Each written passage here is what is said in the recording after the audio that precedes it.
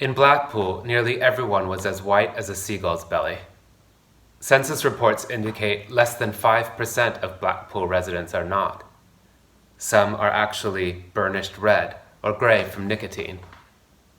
An emaciated woman who stumbled toward us along the concrete steps of the North Shore was alarmingly green.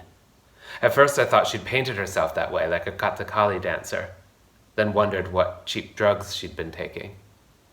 It was a Saturday at the end of September and a rare occasion of unclouded sky. A sunbather with skin as bright pink as her hair spilled a pre-mixed cocktail out of a plastic bottle in the shape of a palm tree. The puddle she straddled was preternaturally blue. Toxic, she pronounced. When she discovered it had saturated her spliff, she added, "I've nothing to live for. Throw me into the sea." This was delivered to a mannish woman I took to be her partner, who chortled. The population of Blackpool has been declining since 2001. There are high rates of depression, obesity, smoking, and liver disease. In the city's poorest ward, men have the lowest life expectancy of any in the country. The week we were there, the BBC announced that 8 of the nation's 10 most deprived neighborhoods were in Blackpool. In 2016, over 67% of its voters cast their ballots to leave the European Union, returning the largest majority in the Northwest region. In Blackpool, the line seemed to be, there may be nothing to live for, but at least you can always hurl yourself into the sea. It wasn't up to me to determine if the intention is to drown or prove you can swim.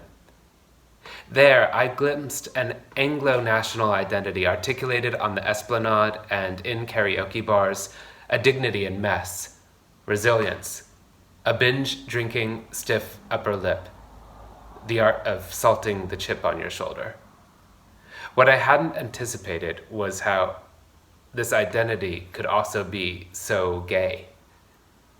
At night, the goals were lit from below by the signage of nightclubs and arcades, and the humans also took on glints of the town's neon as they darted across streets or stood smoking.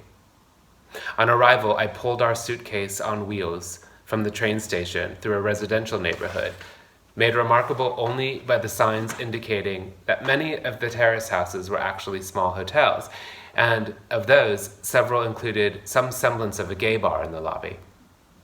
They are called Legends, or Chaps, or the Prince Albert. Guests may be treated to amenities such as 2 bags of Haribo on the bed and a bottle of Rush on the adjacent sling. Famous pointed out a hotel called Trades, with a baleful facade and members-only sign. I've read that another local guest house briefly called itself the Viagra. We will keep you up all night. Until a horrified mother went to the press, the council intervened, and the proprietor facetiously switched the name to Niagara. We will keep you wet all night.